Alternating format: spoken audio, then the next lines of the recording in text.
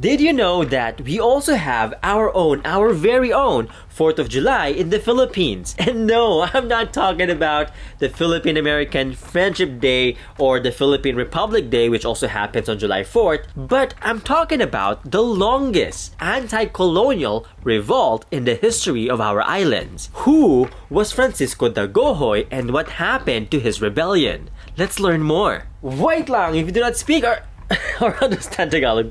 Just kidding, this is the English version, so if you would like to watch the Tagalog version of this video, check out the links up here or down below for the Tagalog version of this video. Now back to our topic.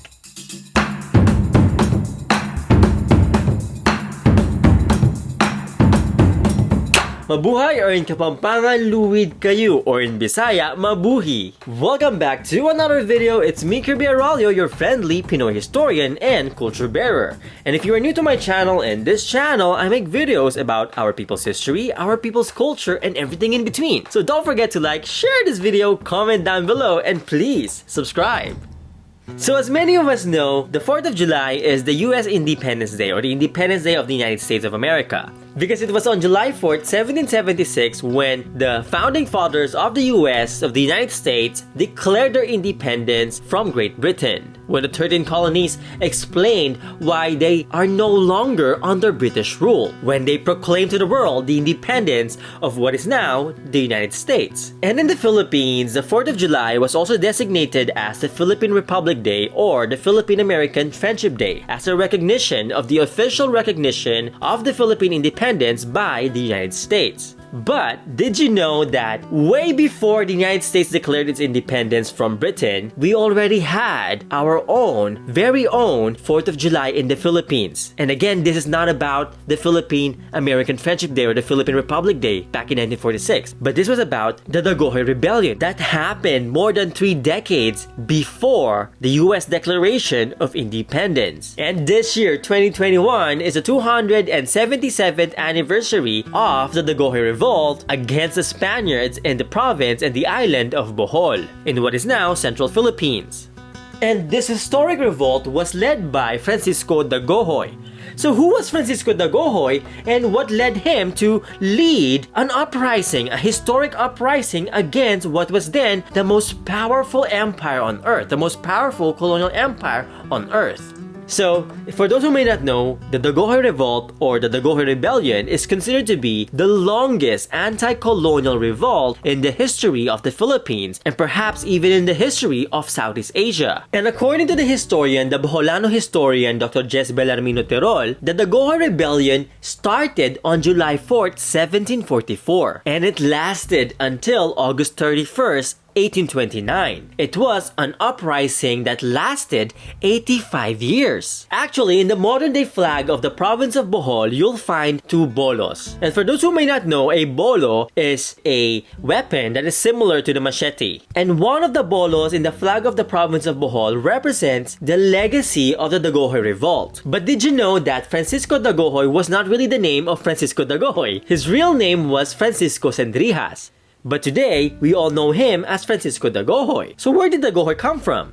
So the name Dagohoy is believed to be from the phrase Dagon sa hoy-hoy or Dagon sa huyo-hoy, which in Tagalog means agimat ng hangin, or in English, the talisman of the breeze. And he was given this name because of his ability to move swiftly like the wind and disappear like the wind. And it was said that the reason or the event that ignited this revolution, this revolt, was the death of Francisco's brother, Sagarino. And actually during this time, Francisco Sendrijas, now known as Francisco Dagohoy, was the Cabeza de Barangay of Inabanga. Today, Inabanga is a town in Bohol, and Cabeza de Barangay is practically the mayor of this community. So what happened was that the Spanish priest of Inabanga, Gaspar Morales, ordered Sagarino to arrest a fugitive, to arrest a renegade. And so Sagarino went into the mountains to arrest this renegade. But unfortunately, Sagarino was killed. The person he was supposed to arrest resisted and ended up killing him. And so when Francisco found out what happened to his brother, of course, he got upset. So he went to the mountains and he searched every inch of that mountain to find his body. And when he found Sagarino's lifeless body, he took it home to Inabanga so that they would be able to give him a proper burial. But sadly, Father Gaspar Morales insisted that Sagarino was killed in a duel and not because he ordered him to arrest this renegade. And so Gaspar Morales actually refused to give Sagarino a proper Christian burial. So basically, he refused to give Sagarino's soul the proper sacraments that were needed for his soul to peacefully ascend to heaven, which, as you may know, is very crucial in the Catholic traditions.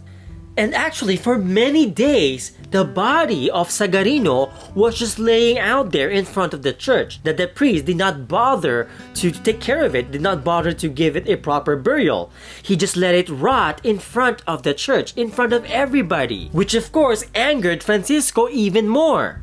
And in the end, Francisco had to bury his brother without the Christian sacraments. And so, Francisco vowed vengeance for his brother, for what the church did to his brother. So for one, he stopped paying taxes, he stopped paying tribute to the Spanish government. And then he also stopped the implementation of Polo y Servicio. And so Francisco rallied the people, he rallied his people, the community around him, to rise up against the injustices and the tyrannical rule of Spain. He encouraged and empowered the people of Bohol to rise up and fight back, to reclaim their freedom, and to fight and stand up for their rights. But was it really just because Sagarino's death that led to this revolution? Was it just because he wasn't given a proper Christian burial that led to this uprising? Was it really that reason? Was it just because of that? Or was there something more?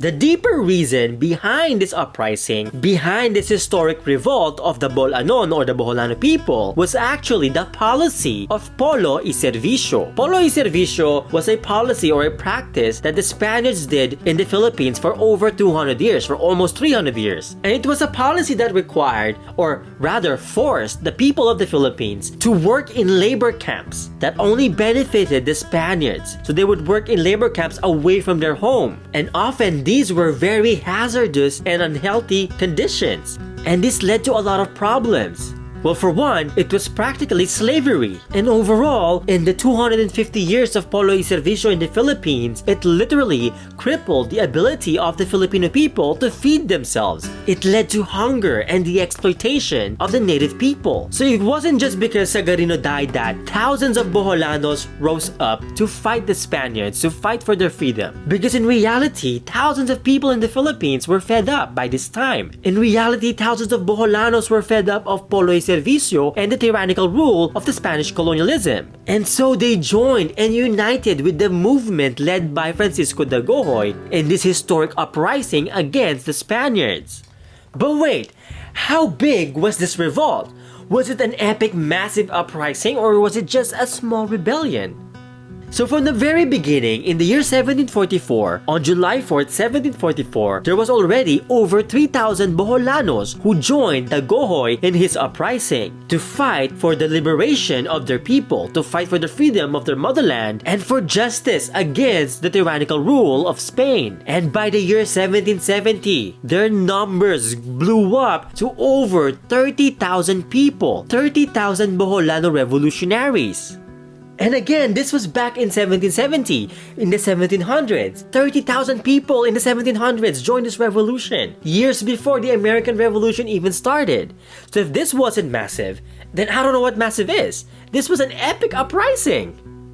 And along with the principalias, or the local nobilities from the towns of Tagbilaran, Baclayon, and Dawis, Francisco Dagohoy led the declaration of Bohol's independence from Spain, 3 decades before the founding fathers declared the independence of the United States. So they went up to the mountains from the town of Talibon all the way to Inabanga, where they set up camps. And they did not just set up camps, they also built fortifications. They built a fortified community where the people can live in peace. And when the news spread out and other Boholanos from other towns found out about this uprising, they did not even think twice. They immediately united and joined the movement. And even those who did not go up the mountains, even those who did not join Dagohoy personally, for those who stayed behind in the other towns, they still supported this uprising secretly. So unknown to the Spaniards, even those who stayed behind in the cities, in the urban centers, they were still secretly supporting the rebellion rebellion against Spanish colonialism. They did this through supplying them with weapons and funding. And apart from the fortified walls and the trenches, they also built housing for everyone in the community. And more importantly, they also implemented land reform. This is perhaps the oldest known land reform in the history of the Philippines. And through all of this, they also embodied the spirit of collectivism, the spirit of coming together as a community. An example of this was their tradition of collective farming, the practice of collective farming. And this tradition of collective farming allowed them to avoid food shortages. And according to historians, this was also the reason why today Bohol remains an agricultural powerhouse. So in short, they laid the foundations for a genuinely free and just society. They successfully built a community, a society where there is genuine freedom, genuine justice, and peace in our communities, where their rights as humans, their human rights, were recognized, where the words equality and justice for all were truly embodied by the community. And for many years, for over 8 decades, the Spaniards tried their best to defeat this rebellion. But not once were they able to defeat the Boholanos. And this rebellion, this movement that was led by Dagohoy, became this embarrassing thing to the face of the Spaniards. And for 8 decades, the Spaniards repeatedly offered amnesty to anyone who would surrender and help them defeat this rebellion. But unfortunately for the colonizers, the people of Bohol, the Bol-anon people, stood firm in their fight for justice, in their fight for equality, in their fight for their liberation. In fact, for over 80 years, for 85 years, there's about 20 Spanish governors general who tried their best to defeat the Bol-anon people. But they all failed. And it was actually only in the year 1829 that the Spaniards successfully defeated the Boholanos. And this was mainly because they had the help from other natives, including the Cebuanos. This divide and conquer tactic was employed by the Spaniards throughout the centuries in the Philippines to pit our ancestors against each other. And in this case, they used the Visayans against each other. They used the Cebuanos against the Boholanos. Just like how they used the Visayans against the Kapampangans and the Tagalog people when they invaded Luzon. Just like how they used the Visayans and the people in Luzon when they invaded Mindanao. So again, the colonizers, whether the Spaniards or even the Americans or other colonizers around the world, they love pitting our people against each other so that they can maintain their hold on power and dominance over our islands. But despite, ending up being defeated by the Spaniards after 85 years, if you think about it, 85 years, 8 decades, 8 decades that the people of Bohol, the Bol-anon people, genuinely earned their freedom, where they were liberated from Spanish colonialism, where they were free from colonialism and tyrannical rule. 85 years of freedom for thousands of our ancestors. 85 years of successfully creating a society where there were peace and justice and true equality. It all began over 100 years before Jose Rizal or Andres Bonifacio were even born. Francisco Dagohoy and the people of Bohol declared their independence from Spain 154 years before the proclamation of Philippine independence back in 1898. So over 100 years, 154 years before the first Philippine Republic was even created, Bohol was already independent from Spain, an independence that lasted until 1829. In fact, Francisco Dagohoy passed away way before 1829. He died peacefully of old age. He was never once killed by the Spaniards. Yet despite his death, the revolution and the movement he began just kept burning brighter. It just kept growing stronger. And it was a testament to the heroism and the legacies of the revolutionary Boholano people. A testament to their unwavering principles to fight and stand up for their freedom and justice in their communities. A beautiful example of standing up against tyranny and injustices, of fighting back against the exploitation of our people. This uprising led by Dagohoy was in many ways a successful revolution. It was not just a mere small rebellion. It was a massive movement against the imperialist rule of Spain. In fact, in the year 1775, when the American Revolution was barely starting to fight for their freedom against Britain, the people of Bohol, led by Francisco Dagohoy, was already independent for over 30 years. Before the declaration of US independence, Bohol was already independent for 3 decades. So I do hope that we do not forget about this heroism and the sacrifices of the Boholano people. I hope that the future generations of Filipinos will not forget about their legacies of heroism and bravery. And it is also a reminder to all of us that the people of Luzon were not the only ones who led revolutions against the Spaniards in the Philippines. A reminder to all of us that our ancestors from Luzon to Mindanao, Luzon, Visayas, and Mindanao, they kept fighting back against colonialism. And for those who may not know, in the 300 years of Spanish rule in the Philippines, there was over 200 uprisings and revolts against the Spaniards before the Katipunan was even created, before the Declaration of Philippine Independence. 200 revolts, 200 uprisings, a reminder to all of us of the power of our people, of our people's legacies of heroism, of our people's struggle for genuine peace and justice in our communities. So let us know in the comments below, what are your dreams and aspirations for our motherland? What future do you envision for our people? And let us know how you think we can accomplish this. Let us know what you think on how we can lay the foundations for a brighter future for the next generations. And honestly, honestly for me, the Dagohoy Revolt, the Dagohoy Rebellion, remains one of the most underrated revolutions, underrated uprisings in the history of the Philippines, in the history of Southeast Asia, in the history of the Spanish Empire. Imagine 85 years of successfully liberating the people of Bohol from the mighty Spanish Empire. But anyways, before we go, today's shoutout goes to all of our viewers and subscribers in Bohol and the Visayas. Daghang salamat sa inyong tanan. And special shoutout to Ana de la Cruz and Renelyn Joy Benaventura.